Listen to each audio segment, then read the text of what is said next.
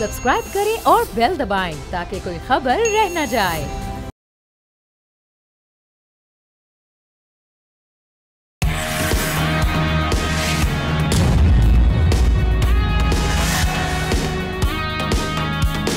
अस्सलामुअलैकुम, आप देख रहे हैं न्यूज़ पंच। मैं हूं आमना खटाना। आगाज़ में बात करेंगे पाक अफगान इशू के हवाले से। अफगान सरजमीन से उठने वाला खतरा अब फ़कत पाकिस्तान का मसला नहीं रहा, आलमी जरीदे भी गवाही देने लगे हैं। अमरीकी जरीदे द डिप्लोमैट की ताज़ा रिपोर्ट बताती है कि TTP की क़यादत अफगानिस्तान से पाकिस्तान में हमलों की हिदायत जारी कर रही है, जिससे दोनों ममालिक के ताल्लुकात में कशीदगी बढ़ी है। इसी दौरान काबुल में अफगान उलमा का इजलास हुआ, जहाँ उन्होंने यकीन दहानी तो कराई, मगर पाकिस्तान ने वाज़े पैगाम दिया कि सिर्फ बयानात नहीं, तहरीरी ज़मानतें चाहिए कि अफगान सरजमीन पाकिस्तान के ख़िलाफ़ इस्तेमाल नहीं होगी।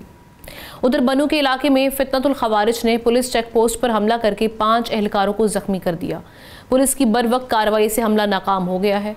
अब सवाल ये कि अफगान सरजमीन का दहशतगर्दी के लिए इस्तेमाल आखिर कैसे रुकेगा, और इस पर बात करने के लिए ज़ाहिर शाह शिराज़ी साहब सीनियर एनालिस्ट हमारे साथ हैं। उनको वेलकम करते हैं प्रोग्राम में।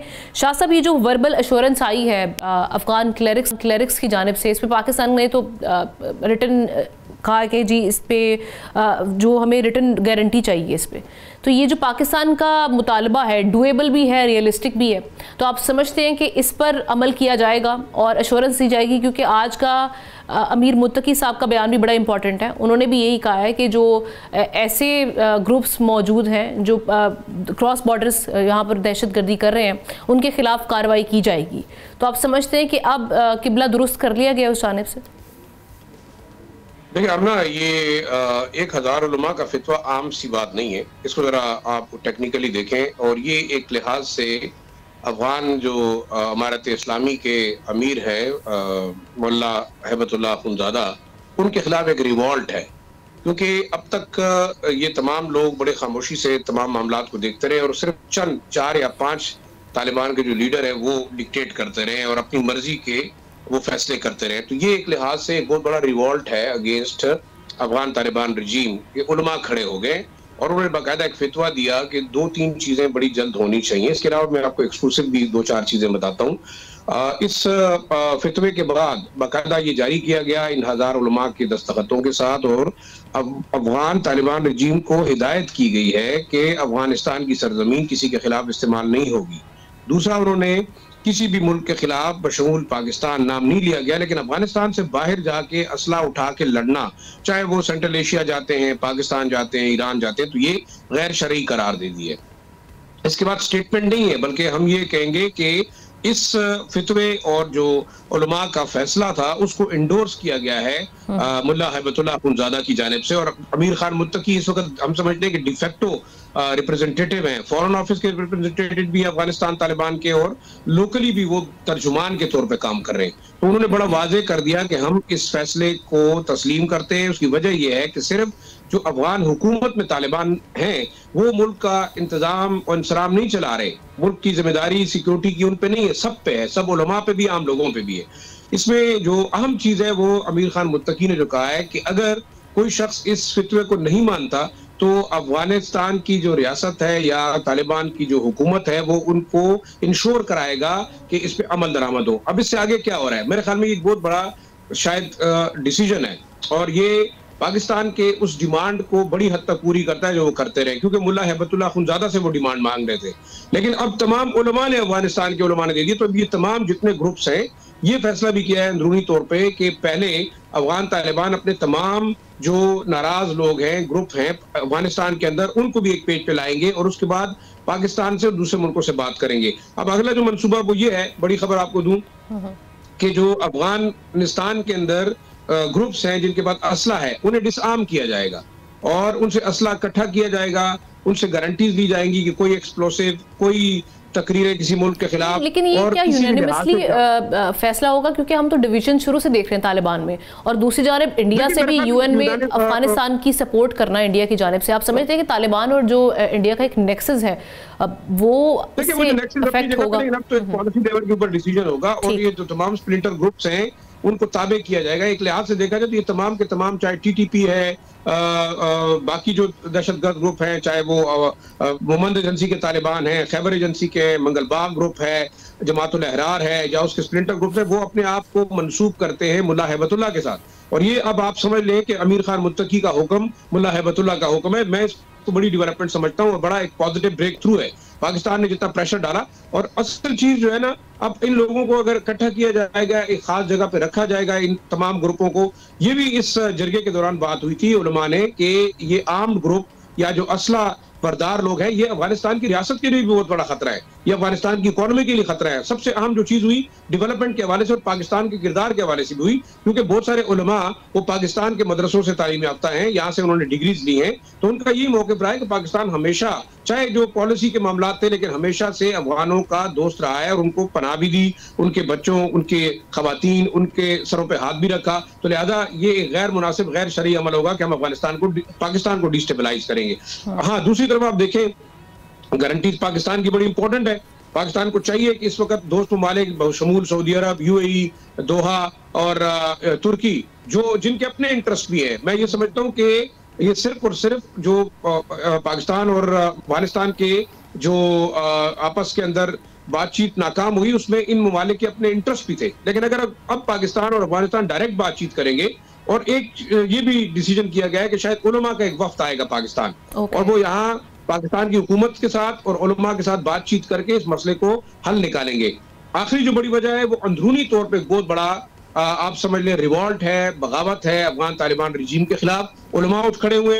दूसरा, अफगान रेजिस्टेंस फ्रंट ने हमले शुरू कर दिए। बदख्शान के अंदर हमला हुआ, कल पंजशेर के अंदर एक बहुत बड़ा हमला हुआ, और साथ साथ जो हजारा, उज़्बेक, ताजिक और तुर्कमन है, उन्होंने भी एक आवाज उठानी शुरू कर दी है कि अफगान तालिबान रजीम में उनके हुकूक महफूज नहीं है। आखिरी जो आपने डिप्लोमेट की बात की, ये वाकई खतरनाक है, और इस फितवे के बाद शायद ये फैसला किया जाएगा कि जितने वहां पे अफगान तालिबान के साथ करीबी ताल्लुक में रखने वाले TTP है, BLA है, या IS के, या जो भी ऐसे दहशतगर्द ग्रुप्स हैं, उनके जो लीडरशिप है उनको डिसआर्म किया जाएगा। उनसे ये जो सर्वेलेंस और जो कम्युनिकेशन इक्विपमेंट है, इनके हवाले से भी की जा रही है कि पहले इनसे टेक ओवर किया जाएगा। आज हमारे देखें, हमने एक बड़ी इंपॉर्टेंट चीज हुई है। जी।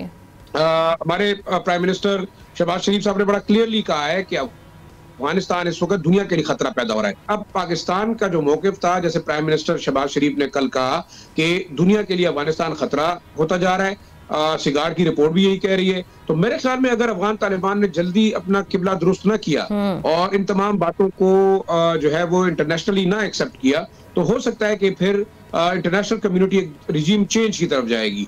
इसमें एक आखिरी चीज है कि चाइना का जो प्रेशर है वो उसने बड़ा काम किया है, क्योंकि हाल ही में जो चाइना ने अफगानिस्तान के साथ डायरेक्टली बातचीत की है कि आप पाकिस्तान और के साथ मिलकर इन मसाइल का हल करें, तो तब ही आपके पास डेवलपमेंट आ सकती है, अदरवाइज कोई डेवलपमेंट का प्रोजेक्ट अफगानिस्तान की तरफ से नहीं जाएगा। सही। सो इस हवाले से पॉजिटिव खबरें हैं। वी होप एंड प्रे कि परमानेंट सोल्यूशन की जानिब जाए मामला। थैंक यू सो मच जायशा शराय साहब इस पर अपना तजिया पेश करने के लिए। इकोनॉमी से जुड़ी खबर आपके सामने रखते हैं। पाकिस्तान ने कार्स की फरोख्त ने रवा माली साल के पहले 5 माह में ऐसी रफ्तार पकड़ी है कि ऑटो सेक्टर की सांसें बहाल हो गई हैं।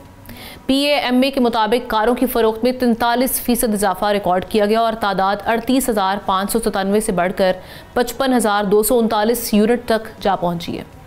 जीप, पिकअप, ट्रक और बसेस की फरोख्त में भी 62 से 101% तक इजाफा मुआशी फ़ज़ा की बेहतरी और हुकूमती पॉलिसीज़ के असरात की वाज़ेह अलामत है। मोटरसाइकिलिस्ट और रिक्शों की अगर हम बात करें, मोटरसाइकिल्स की 32% बढ़कर ये 7,62,000 से ज़ायद यूनिट्स तक पहुँच गई है। दूसरी तरफ फार्म ट्रैक्टर्स मुसलसल जवाल का शिकार हो रहे हैं।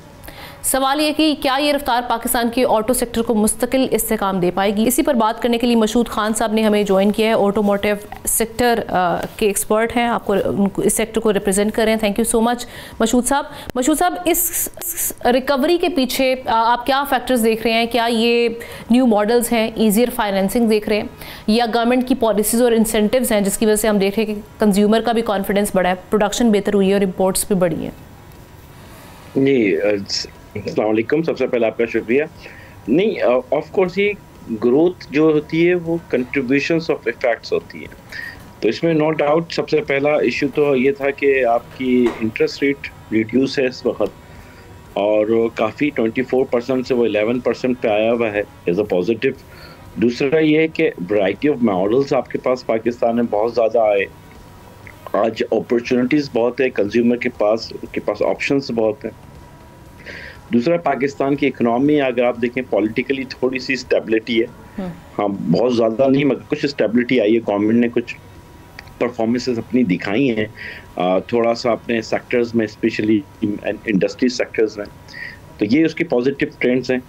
तो ये उसकी वजह से आपकी इंडस्ट्री में थोड़ा सा सेल, क्योंकि लास्ट ईयर अगर हम जाएं तो पिछले 2-2.5 साल से तो industries, manufacturing industry in Pakistan में चैलेंजेस का शिकार थी। तो अभी कुछ बेहतर है और ये उम्मीद करते हैं कि ये इम्पोर्टेंट है 2026 जिसमें आप पॉलिसीज लाने की बात कर रहे हैं, नई ऑटोमोटिव पॉलिसीज लॉन्च होगी, वो बड़ा इम्पोर्टेंट है, वो आपकी डायरेक्शन सेट करेगा नेक्स्ट 5 years फ्यूचर आपका ऑटोमोटिव इंडस्ट्रीज का। और उसमें आज आप 3 प्लेयर्स थे, आपके पास 17 प्लेयर्स हैं, पहले आपके पास 5 मॉडल्स थे, आज आपके पास 80+ डिफरेंट मॉडल्स हैं ऑन रोड पाकिस्तान कंज्यूमर्स के लिए। तीसरी चीज़ इसमें पाकिस्तान कंज्यूमर्स के लिए कि प्राइसेस को कैसे हम कम डाउन करेंगे। तो ये बहुत सारी चीज़ें हैं जो पॉलिसी से मुंसलिक हैं और आने वाली पॉलिसीज़ में इस पे बहुत बड़ा इन्हिसार होगा इंडस्ट्री का। राइट और आप एक्सपेक्ट करें कि नेक्स्ट ईयर अगर हम बात करें ये ग्रोथ सस्टेन करेगी? जी अभी तो आज जो मोमेंटम अभी पाकिस्तान इकोनॉमी में नज़र आ रहा है या इंडस्ट्रीज़ का, तो इंशाअल्लाह ताला जनवरी तो जून इंडस्ट्री के लिए तो बड़ा पॉजिटिव है और ये 6 मंथ्स आपको अच्छे परफॉर्म होता हुआ नजर आएगा। अच्छा अमूमन देखिए अभी जो हम जिस मंथ की बात कर रहे हैं, जैसे हम दिसंबर में हम खड़े हैं, नवंबर की बात, नवंबर दिसंबर कंज्यूमर के लिए थोड़ा सा स्लो ही होता है।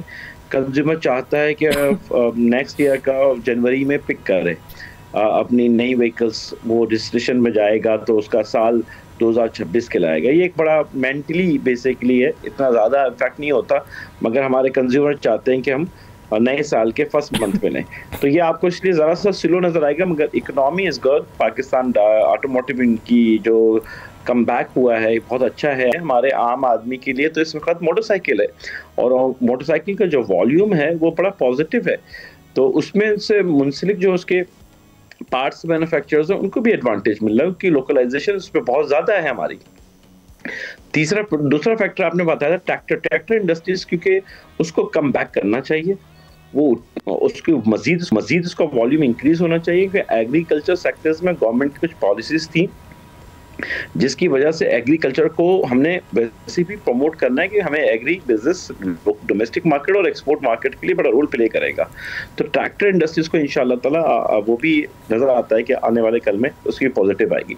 4 व्हीलर की पोजीशंस बड़ी आपके सामने ही है कि वो ग्रेजुअली स्मॉल सेगमेंट्स में भी और लार्जेस्ट मॉडल्स में भी उसने अपनी पोजीशन बनाई है और अगले 6 मंथ्स में भी इंशाल्लाह बनाएगी। अगला 6 महीने इंपॉर्टेंट इसलिए कि गवर्नमेंट की पॉलिसी बनाई जाती है वो कम से कम 5 साल के लिए होती है। उस पॉलिसी में डायरेक्शन इज़ वेरी इंपॉर्टेंट। वो है पाकिस्तान की इकोनॉमी के लिए कि इंडस्ट्रियल पॉलिसीज आ रही है, मींस के पाकिस्तान में इंडस्ट्री मजीद लगेंगी मींस के मतलब लोकलाइजेशन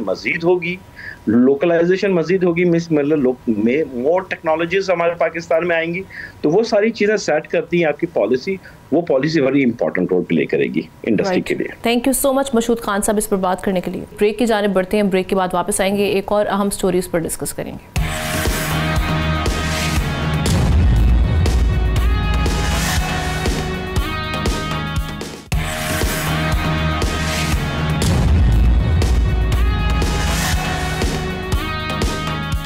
वेलकम बैक नाजरीन। दौरे जहालत कब का ख़त्म हो चुका है, मगर जाहिलाना रसूम व रवाज से हमारी जान आज भी नहीं छूटी।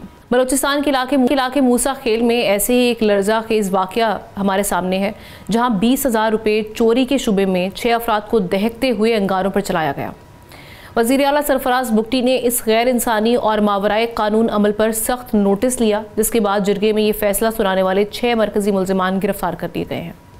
चंद दिन पहले ऐसा ही एक वाक़या डीजी खान में हुआ था, जहां गर्म लोहा पकड़वाने का वाक़या सामने आया था। अब सवाल ये कि कब तक ये फरसूदा निज़ाम ऐसे ही चलता रहेगा, और जो इसमें अगर हम देखते हैं कि पकड़ में भी आते हैं कानून के, तो क्या सज़ाएं मिलती हैं उस तरह से जिसकी कहते हैं कि वाक़यात की रोकथाम मुमकिन नहीं हो पाती। इसी पर बात करने के लिए हमाद रुहेरा साहब, लीगल एक्सपर्ट और एनालिस्ट, हमें ज्वाइन कर चुके हैं। Thank you so much for your time Hamad. अब जो हम देख रहे हैं कि लॉज मौजूद हैं, अब ऐसा भी नहीं कि यहाँ पर ये कोई ऐसा इलाका है जो पाकिस्तान की उसमें हुदूद में नहीं आता, कोई कबाइल सिस्टम वाले मामलात भी नहीं है। यहाँ पर कबाइल सिस्टम तो हैं, लेकिन यहाँ पर पाकिस्तानी लॉज जो हैं वो चलते हैं। तो इन लॉज के होते हुए ये जो एक्स्ट्रा जुडिशल पनिशमेंट्स हम देख रहे हैं, इनका लीगल स्टेटस क्या है? और साथ ही साथ ये कहिएगा कि कब तक ये मामलात ऐसे चलते रहेंगे, पुलिस के होते हुए प्रोविंशियल गवर्नमेंट्स, इनकी आप किस हद तक गफलत देख रहे हैं, जिसकी वजह से हम देख रहे हैं कि उस तरह से कार्रवाइयाँ नहीं हो पाती और अगला वाक़या उसी इलाके से फिर रिपोर्ट होता है। जी, मैं आपके इस सवाल के जवाब को एक दरख्वास्त की शक्ल में करना चाहूँगा। मैं एक दरख्वास्त करना चाहता हूँ, एक इल्तमास करना चाहता हूँ हमारे अरबाब इख्तियार से, हमारे उन लोगों से जो फैसले कर रहे हैं इस वक्त इस मुल्क के। मेरी उनसे दरख्वास्त है कि ऐसी खबरें जब आती हैं, ऐसे वाक़यात जब होते हैं, तो ख़ास तौर पर अगर इस वाक़े की बात करें तो खुदारा इसको बस ये मत समझा जाए कि ये मूसा खेल के एक दूर दराज कोई इलाका है, जैसे आपने बताया वहाँ का वाक़या है या वहाँ की कोई लोकल रस्म है इसलिए जस्टिफाइड है, या फिर ये एक वायरल वीडियो है। ये खबर इससे बहुत बड़ी है। मेरे नज़दीक ऐसी खबरें जब आती हैं, जो आपने बताया कि जाहिलाना दौर चला गया है, लेकिन अभी तक ऐसी जाहिलाना खबरें हम सुनते रहते हैं। जब ये खबरें आती हैं तो ये हमारे निज़ाम इंसाफ के ऊपर एक सवाल खड़ा करती हैं, जैसे आपने पूछा कि क्यों सजाएं होती हैं या नहीं होती, फिर भी दोबारा उन्हीं इलाकों से हमें ऐसी खबरें आती हैं। हमें जो आइन ने बताया है कि हमारे पास चंद हकूक हैं, ये उन हकूक के नारों को ये खबरें जब आती हैं तो खोखला कर देती हैं। हमें बताया जाता है कि रियासत बहुत मजबूत है, बहुत ताकतवर है, लेकिन जब ये रियासत की रिट चैलेंज होती है, जब ये खबरें आती हैं, तो जो लोग अहले शऊर हैं वो तो इसकी गहराई तक जाते हैं। वो इस खबर को ऐसे नहीं समझेंगे कि चंद लोगों को सिर्फ अंगारों पे चल के अपनी बेगुनाही को साबित करना पड़ा। वो तो ये भी समझते हैं कि जब वो लोग अंगारों में चल रहे थे तो हमारा निज़ाम इंसाफ भी उन्हीं अंगारों की नजर हो रहा था। कानून की जहां तक बात है, जहां तक किताबी बात है, इल्मी बात है, तो हमारा मोनोपोलिस्टिक राइट ऑफ जस्टिस तो इस सिलसिले में बहुत वाज़ेह है। किसी भी शख्स को, किसी भी जिरगे को ऐसा कोई इख्तियार हासिल नहीं है कि वो किसी दूसरे शख्स की जानो माल के सिलसिले में कोई फैसला कर सके, या इंसाफ के नाम पे कोई भी ऐसा हुक्म सादिर कर दे और दूसरे पे थोपने की कोशिश करे। अगर वो ऐसा करता है तो वो गैर कानूनी है। ये जितने भी जिरगे हमारे सामने आते हैं, अक्सर इनकी जो सजाएं होती हैं वो हमारे फंडामेंटल राइट्स के भी मुनाफी होती हैं, उनकी खुलेआम खिलाफ वर्जी करती हैं। हमें हमारा आइन बताता है, उसमें लिखा गया है कि हमें हक हासिल है कि हमें कानून के मुताबिक डील किया जाएगा। हर शख्स को फेयर ट्रायल दिया जाएगा, हर शख्स की पर्सनल डिग्निटी को मेंटेन किया जाएगा, हर शख्स को कानून के सामने मुसावी तस्वुर किया जाएगा। ये तमाम आर्टिकल्स वो हैं जिनके मामले में तो अभी तक कोई तरमीम भी हमारे सामने शामिल नहीं हुई, सामने नजर नहीं आई। तो फिलहाल तो ये हमारी किताब में मौजूद है। इन्हीं आर्टिकल्स को देखते हुए हमारी, अगर आप जुडिशल तारीख देखें, हमारे अदलिया के फैसले देखें, तो कई सफ़े काले हो चुके हैं। कई बार अदलिया कह चुकी है कि इन जुर्गों की कोई कानूनी हैसियत नहीं, कोई माशरती हैसियत नहीं, कोई गुंजाइश ही नहीं है। लेकिन फिर भी हम देखते हैं कि हमारे मुल्क में कभी किसी इलाके से, और ये भी बात गौरतलब है कि किसी एक मखसूस इलाके से ऐसी खबर नहीं आती। अभी आपने बलूचिस्तान का जिक्र किया, मुझे सिंध की एक खबर याद आती है, जब पता चला था कि 25 लोगों के ऊपर FIR काटी गई थी सखर के इलाके में गालबन, जब 12 सामने आया था कि 12 साल की बच्चियां, 8 से 12 साल की 12 बच्चियों को बदले सुलह में शादी में देने का हुक्म दिया गया था। ये वाकया ऐसे था कि 4 लोगों का कत्ल हुआ था और जिरगे ने कहा था कि हर एक कत्ल के एवज 13 बच्चियां जिनकी उम्र 8 साल से 3 बच्चियां जिनकी उम्र 8 साल से लेकर 12 साल की हो, वो मुआवजे के तौर पर दी जाएंगी और 2.5 लाख मकतूलीन के वर्सा को दिया जाएगा जुर्माने के तौर पर। डेरा गाजी खान का वाकया भी अभी आपने उसका जिक्र किया कि एक शख्स को गर्म लोहा पकड़ने पे मजबूर किया गया और कहा गया कि अपनी बेगुनाही साबित करो, अगर तुम्हारे हाथ जल गए तो तुम बेगुनाह नहीं होगे और अगर बच गए तो तुम बेगुनाह तस्वुर हो गए। इस वक्त जिस शहर इक़्तिदार में बैठ के मैं आपसे बात कर रहा हूँ, इसके जुड़वा शहर रावलपिंडी का एक वाकया है, जहाँ पे 18 से 20 साल की एक लड़की को उसके घर वालों ने और उसके ससुराल ने मिलकर जिरगे की तरह बैठकर एक फैसला किया कि इसका कत्ल कर दिया जाए। बिल्कुल, एक बार कत्ल के बाद ही फौरन रिपोर्ट हुआ। जी, सिद्रा मर्डर केस था ये, जो कि बड़ा रिसेंट है, और उसके बाद उन्होंने सोचा कि ये मर्डर भी अभी एक घरेलू मसला है, इसको ऐसे ही खत्म कर देते हैं। पुलिस ने यहाँ पर बेहतर तफ्तीश की, उनके सामने ये मामला आया था अगवा के तौर पर, उन्होंने तफ्तीश की तो पता चला कि ये मामला अगवा से बहुत बढ़कर है, ये कत्ल का मामला है। इसी तरह आपको कोहिस्तान की वायरल वीडियो एक याद होगी, जहां पर चंद लड़के लड़कियां बैठकर मौसीकी सुन रहे थे या तालियां साथ बजा रहे थे, तो उनको भी खमियाजा भुगतना पड़ा था। जब हम ये तमाम वाकयात को देखते हैं, इनको एनालाइज करते हैं, तो हमें नजर आता है कि जितने भी जिरगे हैं ये तमाम पावर्स अपने हाथ में ले लेते हैं, खा वो जुडिशल पावर्स हों, एडमिनिस्ट्रेटिव पावर्स हों या लॉ एनफोर्समेंट की पावर्स हों, यानी कि ये जिरगे एक ही वक्त में जज, जूरी और एग्जीक्यूशनर बन जाते हैं, जो कि अपने आप में गलत है। और उसके बाद जो वो फैसले करते हैं, उन फैसलों के ऊपर पाकिस्तान पीनल कोड की प्रोविजंस तो लगाई जाती हैं, और कॉमन ऑब्जेक्ट लायबिलिटी को देखते हुए, उस प्रिंसिपल को सामने रखते हुए, इस जिरगे के जितने मेंबर्स होते हैं उनके ऊपर उस कानून की इम्प्लीकेशन होती है। यहाँ एक और बात मैं करता चलूं, हमें बताया जाता था, हमें पढ़ाया जाता है कि जब कोई जुर्म किया जाता है ऑर्गेनाइज तरीके से, सोच समझ के, और ऐसे किया जाए, इस नीयत से किया जाए कि इलाके में खौफ और हिरास फैला रहे, तो वो दहशतगर्दी कहलाता है। ये जिरगे एक स्ट्रक्चर्ड तरीके से काम करते हैं, इनका एक हेड होता है, बाकियों के मुख्तलिफ रोल होते हैं, और फिर ये कहते हैं कि हमने तमाम जायजों, हर चीज का जायजा लेने के बाद फैसला किया है। और पब्लिक एग्जीक्यूशन इसलिए की जाती है कि उनके इलाके में उनकी बात बनी रहे, उनके खिलाफ कोई ना जाए। तो ये कैसे दहशतगर्दी के जुमरे में नहीं आता? मैंने आपके सामने आइन का जिक्र किया, आइन के आर्टिकल्स का जिक्र किया, उसके अलावा अगर आप इसका पार्ट 7 देखें, जहां जुडिशरी को ये एक्सक्लूसिव राइट दिया गया है कि वो मामलों में डिस्प्यूट्स में एडजुडिकेट करेगी, ये जिरगे उसकी भी खिलाफ वर्जी करते हैं। ये हमारी बहुत सी इंटरनेशनल लायबिलिटीज हैं, रिस्पॉन्सिबिलिटीज हैं, जिनके खिलाफ भी जाते हैं। बिल्कुल ऐसे, और इन जिरगों में और इनके पार्टिसिपेंट्स, इनके ऑर्गेनाइजर्स जो यहाँ पे इनके हम देख रहे होते हैं कि फैसला कर रहे होते हैं, फैसला साजों को, इन सबको इबरत का निशान बनाना चाहिए, ताकि वंस एंड फॉर ऑल हमें इस तरह के वाक़यात से छुटकारा मुमकिन हो पाए। और जो प्रोविंशियल गवर्नमेंट्स हैं उनके ऊपर बड़ी जिम्मेदारी आयद होती है कि उनका रोल सारी सिचुएशन में कहाँ दिखाई दे रहा है। थैंक यू सो मच हम आज इस पर बात करने के लिए। आगे बढ़ते हुए रशिया और चाइना की बढ़ती फ़ज़ाई सरगर्मियों के हवाले से बात करते हैं। इस फ़ज़ाई सरगर्मी ने जापान को हाई अलर्ट कर दिया है। टोक्यो और बीजिंग के दरमियान कशीदगी भी उरूज पर है। जापानी वजारत दिफा के मुताबिक रूसी 95-2E एटमी बमबार तैयारों और चाइनीज़ H-6 बमबार तैयारों ने ओकिनावा और मियाको जज़ायर के दरमियान 8 घंटे तवील मुश्तरका परवास करके ताकत का मुजाहरा किया। इसी दौरान 4 चाइनीज़ J-16 और रशियन A-50 समेत 3 लड़ाका तैयारों की सरगर्मियों ने जापान के एयर डिफेंस निज़ाम को हाई अलर्ट रखा।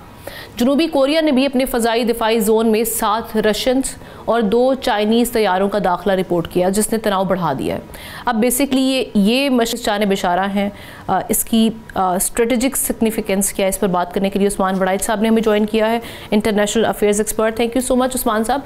ये जो हम देख रहे हैं कि मुश्तरका रशिया और चाइना की जानिब से जापान के करीब जो शो ऑफ पावर किया गया है, आप क्या समझते हैं? बेसिकली मैसेज जापान के साथ साथ उसके एलाइज, यानी अगर हम अमेरिका की बात करें, उनके लिए भी है, और वहाँ से किस किस्म का रद्द-ए-अमल या अब जो प्लानिंग है, हिकमत अमली, क्या तरतीब दी जा सकती है? मेरे ख्याल में इस वक्त जो कशीदगी जो अपने इंतहा को पहुंची हुई है, इसकी बड़ी रीज़न जो है जापानीज़ प्राइम मिनिस्टर है। वो तकाइशी जो है अक्टूबर के महीने में इलेक्ट होती हैं, और वो पहली खातून वज़ीर आज़म है और आयरन लेडी उन्हें कहा जाता है। उन्होंने गुज़िश्ता महीने अपनी पार्लियामेंट में एक हाइपोथेटिकल सिनेरियो पेश किया कि अगर ताइवान के ऊपर अटैक होता है तो ये हमारी सलामती से मुतालिक मामला है, और हम जो है इसके अंदर रिस्पॉन्ड करेंगे, मतलब चाइना के साथ कन्फ्रंटेशन करेंगे। उसके बाद से लेके चाइना ने बड़े, आप कह लें कि ऐसे स्टेप्स लिए हैं जिससे पता चलता है कि बीजिंग जो है वो इसको किसी सूरत में बर्दाश्त नहीं कर सकता, क्योंकि उसकी वन चाइना पॉलिसी है और वो ताइवान को अपना हिस्सा समझता है। नो मैटर उसके लिए उसने कभी भी ताकत के जो इस्तेमाल है उसको भी हारज इम्कान करार नहीं दिया। उस तनाजुर के अंदर अभी तक जापान की मूवीज़ वहाँ पे बैन हो चुकी हुई हैं। उन्होंने फूड की जो सप्लाई थी सी फूड की वो कैंसिल कर दी है। सकाफती जितने प्रोग्राम थे मुअत्तल कर दी हैं। उनके जो सफ़ीर है उनको बुला के डिमांड सर्व की है। यूनाइटेड नेशन के अंदर जो है मामला उठाया, और उस पर भी बस नहीं किया। गुज़िश्ता हफ्ते उन्होंने मुश्तरका जो है परवाज़ की है, जो ओकिनावा जो जजीरा, मेनलैंड जजीरा, जहाँ पे अमेरिका के 20,000 ट्रूप्स डिप्लॉय हैं। अमेरिका की सबसे बड़ी फॉरेन जो डिप्लॉयमेंट है वो जापान के अंदर है।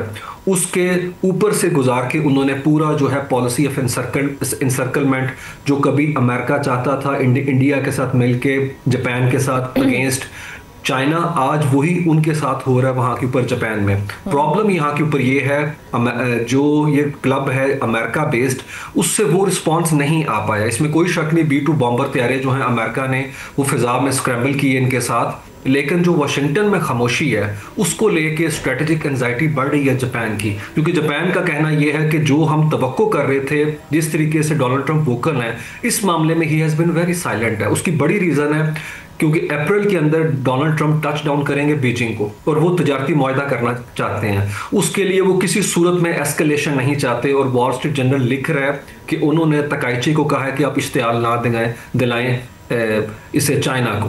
तो मेरे ख्याल में सिचुएशन बड़ी प्रिकेरियस है, इसमें कोई शक नहीं, लेकिन अमेरिका जो है अपने कार्ड्स जो है बड़े संजीदगी से देख रहा है, खेल रहा है, क्योंकि उसने इंडो पैसिफिक रीजन के अंदर चाइना को इंगेज करने की पॉलिसी तर्क कर दी है, जिसकी वजह से इंडिया भी अब उसका मोर्चा उस तरीके से नहीं है। क्योंकि नवंबर में Donald Trump was suppose to be here in Delhi, लेकिन उन्होंने कैंसिल कर दिया क्योंकि वो क्वाड्रिलेटरल ग्रुप को उस तरीके से एक्टिव नहीं करना चाहते चाइना के अगेंस्ट है।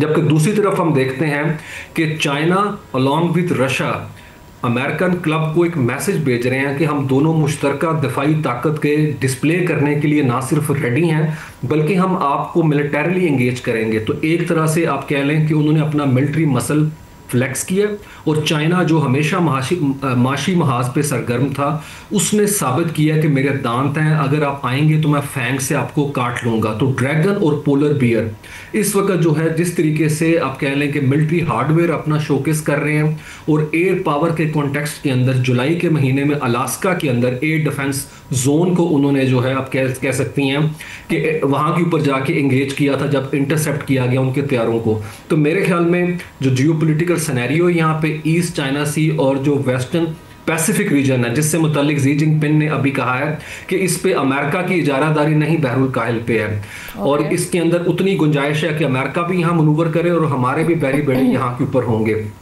तो मेरे ख्याल में Pacific region, Pacific ocean is no more American ocean, क्योंकि अभी कल ही उन्होंने फौजियान अपना तीसरा बड़ा जो बहरी बेड़ा है जो सबसे जदीद है वो उतार दिया, जिसपे एक वक्त में 70 तैयारे खड़े हो सकते हैं। तो गन बोट डिप्लोमेसी के ऊपर चाइना इस वक्त आ चुका हुआ है, और डोनाल्ड ट्रंप किसी भी तरीके से हम देखते हैं पिछले एक हफ्ते से खामोश हैं इस हवाले से, वो कन्फ्रंट नहीं करना चाहेंगे। मेरे ख्याल में he has been very practical. और आप समझते हैं कि आने वाले दिनों में एस्केलेशन जापान भी नहीं चाहेगा अब ये सारी सिचुएशन देखने के बाद, जब वो भांप चुके हैं कि डोनाल्ड ट्रंप साहब इस मामले में अभी असाइड या खामोश हैं? जी डेफिनेटली, उसकी रीज़न एक ये भी है, 4 दिसंबर को जो अमेरिका की नेशनल सिक्योरिटी की स्ट्रेटजी सामने आई है उसके अंदर यूरोप को आड़े हाथों लिया गया है कि जिस तरीके से वो स्पेंडिंग नहीं करते अपने डिफेंस सेक्टर की तरफ है, तो चाइना और रशिया ने बड़ा हेल किया है। दूसरी तरफ हम देखते हैं 2022 से लेके अब तक है, पिछले 3 सालों के अंदर चाइना और रूस की जो जंगी मशकें हैं, बहरी हो या फिजाई हो, उसमें बड़ी तेजी से जो है इजाफा देखने को मिला है। और चीन ने रूस के साथ यूक्रेन के तनाज़े के ऊपर काफ़ी ज़्यादा जो है वो ताउन किया। इवन जो नॉर्थ कोरिया उसने अपने फौजी वहाँ जो है डिप्लॉय किए हुए हैं यूक्रेन के अपना एरिया के अंदर, जहाँ पे वहाँ पे एंगेजमेंट जारी है। और सियोल के अंदर साउथ कोरिया की जो डिफेंस जोन को जो है ब्रीच किया है इन दोनों कंट्रीज ने। तो मेरे ख्याल में ये मैसेज है उस ब्लॉक को जिसको लीड करता है अमेरिका। अमेरिका तो खुद रिलक्टेंट है, नो डाउट। नेटो जो है वो चाहते हैं कि यूरो अटलांटिक की सिक्योरिटी जुड़ी हुई है इंडो पैसिफिक रीजन के साथ, लेकिन जब तक अमेरिका फ्रंट के ऊपर नहीं आएगा, मेरे ख्याल में एक हेजमनी है जिसका जो इस वक्त मुजाहरा किया जा रहा है, और एक स्ट्रेटेजिक कॉन्फिडेंस नजर आता है हमें चाइना और रूस के एंड के ऊपर, और नो लिमिट्स की पार्टनरशिप का मुआहदा उन्होंने किया 2022 में। तो मेरे ख्याल में उसी कॉन्टेक्स्ट में देखना पड़ेगा। और एक और चीज यहाँ नाज़रीन को मैं बताता चलूं कि तीनों कंट्री जो हैं उनके पास न्यूक्लियर पावर है, नॉर्थ कोरिया, चाइना और रशिया, और बड़ा मुश्किल है कि इस रीजन के अंदर जो है जापान उस तरीके से मनूवर कर सके। दूसरी तरफ हम देखते हैं कि जापान की वजीर आजम अपना बयान वापस लेने को ना सिर्फ तैयार नहीं है, बल्कि उन्होंने क्या है जो यंगूनी जजीरा है 110 किलोमीटर के फासले पे ताइवान के, जापानीज वहां पे वो मीडियम रेंज मिसाइल जो हैं वो नस्ब करेंगी। और मेरे ख्याल में इस चीज से कसीदगी मजीद बढ़ेगी, क्योंकि अभी चाइना ने अपने लोगों को जापान सफर करने से रोक दिया, उन्होंने कहा आप ट्रेवल ना करें। यानी ये प्रोवोकेटिव एक्ट्स हम देख रहे हैं, और थोड़ा सा बिहेवियर ऐसा देख रहे हैं कि वहाँ से जो कशीदगी है वो बढ़ती हुई दिखाई भी दे रही है। Thank you so much Usman बड़ाई साहब इस इंपॉर्टेंट टॉपिक के हवाले से बात करने के लिए। प्रोग्राम के आखिर में कुछ सेहत से जुड़े मामला आपके सामने रखते हैं। इस साल नाजरीन सर्दी सिर्फ ठंडी नहीं ला रही, बल्कि एक नया खामोश मगर खतरनाक दुश्मन भी साथ ले आई है। एक ऐसा फ्लू जो पहले वाले किसी भी नज़ला ज़ुकाम से ज़्यादा तेज़, ज़्यादा तकलीफ दे और ज़्यादा तेज़ी से फैलने वाला बताया जा रहा है। इसका नाम है H3N2 वायरस। दुनिया भर में माहिरीन ये खबरदार करें कि फ़्लू सीज़न मामूली नहीं बल्कि H3N2 वायरस का तब्दील शुदा वेरिएंट कई बड़े आज़मों में तेज़ी से हमला आवर हो रहा है। जापान और बरतानिया से शुरू होने वाले केसेस की बढ़ती हुई लहर अब आलमी सूरत इख्तियार कर चुकी है। ख़ास तौर पे एल्डरली यानी बुज़ुर्ग और कमज़ोर मुदाफ़त रखने वाले अफराद सबसे ज़्यादा इसके निशाने पर हैं। साइंटिस्ट के मुताबिक इस वायरस में 7 बड़ी म्यूटेशंस देखी गई हैं और यही बदला हुआ चेहरा इससे पहले भी कहीं ज़्यादा ख़तरनाक बना रहा है। और मौजूदा वैक्सीन मुकम्मल तहफ़्फ़ुज़ तो नहीं देती, मगर कुछ ना होना बिल्कुल ना होने से बेहतर है। इसी हवाले से इसके बारे में जानने के लिए डॉक्टर राना जवाद असगर साहब को हमने आज इनवाइट किया। Thank you so much doctor साहब। ये कहेगा कि पाकिस्तान में भी ये फ्लू आ चुका है या पाकिस्तान में भी ख़तरात हैं, और साथ साथ ये कहेगा कि इसकी शिद्दत की अगर हम बात करें तो ये आम फ्लू से कितनी मुख्तलिफ है या कितनी ज़्यादा है? जी बहुत शुक्रिया प्रोग्राम में इन्वाइट करने का। ये एक नई किस्म तो ज़रूर है, लेकिन H3N2 जो हमारा वायरस है इससे हम हर साल इससे सामना करते हैं, लेकिन इसके अंदर म्यूटेशन हुई है जिसे क्लेड के कहा जा रहा है, और इसकी वजह से ये ज़्यादा विरुलेंट हो गया है और इसके जो अलामात शदीद हो जाती हैं, बुज़ुर्गों में मौत का ख़तरा बढ़ जाता है। तो इस लिहाज से ये ख़तरनाक है कि ये ज़्यादा डेंजरस है बुज़ुर्गों के लिए, और ऐसे वो लोग जिनके अंदर किसी वजह से भी जिस्म में मुदाफ़त की कमी है। तो बाकी अलामात इसकी तकरीबन वही हैं जो आम फ्लू की होती हैं, उसमें ऐसा सच कोई फ़र्क नहीं। जो आपका सवाल है कि क्या ये पाकिस्तान में आ चुका है, मेरी नज़र से खबर तो नहीं अभी तक गुजरी, लेकिन जब कोई भी वायरस तेज़ी से बाकी मुल्कों में फैल रहा हो तो फिर दिनों की बात होती है जब वो वायरस आपके मुल्क में आ जाता है, क्योंकि इसको रोका नहीं जा सकता। तो इस वजह से अगर अभी तक नहीं आया या हमने उसको नहीं पकड़ा, क्योंकि ये भी है कि हम आ गया हो और हमने उसे डिटेक्ट नहीं किया, ये इतना मैटर नहीं करता, क्योंकि जितनी तेज़ी के साथ ये मुख्तलिफ बड़े आज़मों में फैल रहा है, चंद दिनों तक हम ये एक्सपेक्ट कर सकते हैं कि पाकिस्तान में भी ये डिटेक्ट हो जाएगा। जैसे कोविड था, बड़ा मोहलिक सा था, डेडली वायरस था। What about this virus? ये क्या डेडली वायरस है या ये इसकी जो सिम्टम्स हैं वो माइल्ड हैं? जी देखिए, हर साल आपको पता है फ्लू का सीज़न आता है, और फ्लू के अंदर मुख्तलिफ वायरसेस हैं। ये इन्फ्लुएंजा वायरसेस ए हैं और इनकी मुख्तलिफ वैराइटीज़ आती हैं, और हर साल किसी साल कोई वायरस प्रीडोमिनेट कर रहा होता है, किसी साल कोई दूसरा कर रहा होता है। इसी वजह से फ्लू की जो वैक्सीन होती है वो हर साल नहीं बनती है, और वो बेस करती है जो ताज़ा तरीन इनकी वेरिएंट्स आए हों या इनके जो भी वायरस सर्कुलेशन में हो उसके अगेंस्ट बनती है, क्योंकि इसमें बहुत सारी चेंजेस आती हैं। तो इस तरह से ये नया नहीं है, लेकिन कोविड के साथ हम इसको कंपेयर शायद कर सके, क्योंकि हमारे जिस्मों ने कुछ ना कुछ H3N2 का सामना किया हुआ है पिछले सालों में। और 22-23 के अंदर इंग्लैंड के अंदर जो उन्होंने कंपैरिजन किया था इसके मोहलक होने का, उसमें ये देखा था कि बुजुर्गों के अंदर उस साल तकरीबन 16,000 अमवात हुई थी, जबकि उससे पहले साल जब H3N2 नहीं था तो उस वक्त वो 8,000 डेथ्स थी। सो ये हम एक अज्यूम कर सकते हैं कि ये दूसरे जो फ्लू वायरसेस हैं उनसे दुगना मोहलक है, लेकिन कोविड के साथ शायद कंपैरिजन सही होगा, क्योंकि कोविड टोटली एक नया वायरस था, हमारे जिस्मों में कोई इम्यूनिटी नहीं थी, हमारे पास कोई वैक्सीन्स नहीं थी, तो वो एक डिफरेंट सूरत हाल। और आम वैक्सीन इसके लिए काम करेगी या आप समझते हैं कि ये एक डिफरेंट वेरिएंट है तो वो काम नहीं करेगी? साथ ही साथ जो एल्डरली हैं हमारे और जो हाई रिस्क ग्रुप्स हैं, उनके लिए प्रिवेंशंस क्या बताएंगे आप? जी देखिए, ये जो वैक्सीन होती है, जो फ्लू वैक्सीन होती है, ये हर साल नई कंपोजिशन के साथ आती है, और कोशिश यही की जाती है कि जो पिछले साल में इनके, क्योंकि इनके अंदर वेरिएशंस बहुत आते हैं या वेरिएंट्स इनके बहुत बनते हैं, म्यूटेशंस होती हैं, तो हर साल एक किस्म की नई वैक्सीन तैयार होती है जो पूरी दुनिया में इस्तेमाल होती है। ये जो करंट वैक्सीन है इसमें कि इस क्लेड के खिलाफ तो नहीं है, लेकिन H3N2 के खिलाफ उसके खिलाफ मुदाफ़त मौजूद है। तो जो साइंसदान इस एरिया को देखते हैं उनका ये ख्याल है कि बेशक उस 100% आपको प्रोटेक्शन ना दे, लेकिन सीरियस बीमारी के साथ यानी कि आपको हॉस्पिटलाइजेशन वगैरह से आपको ये वैक्सीन, जो करंट वैक्सीन है, ये बचा सकती है। तो बुजुर्ग लोगों के लिए ये है कि वो अगर आप 65 साल से ऊपर के हैं तो रिकमेंडेड है कि आप फ्लू की हर साल वैक्सीन करवा लिया करें। दूसरा ये है कि अपनी खुद एहतियात करें। अगर किसी आपके जानने वालों को जुकाम वगैरह आपको फील हो रहा है तो उनसे मिलने में एहतियात करें। तो ये थोड़ा सा अवॉइड करें उन अपने अजीज़ों, रिश्तेदारों, दोस्तों से जिनको किसी किस्म का भी जुकाम लगा हुआ है। बिल्कुल ठीक, thank you so much. Doctor Rana Jawad साहब हमारे साथ मौजूद थे इस पर लिए, और बड़ी इंपॉर्टेंट एहतियातें उन्होंने इस हवाले से बताई हैं। नाज़रीन, इसके साथ ही प्रोग्राम का वक्त ख़त्म हुआ चाहता है। आपसे इंशाल्लाह अगले हफ्ते मुलाकात करेंगे। अल्लाह हाफ़िज़।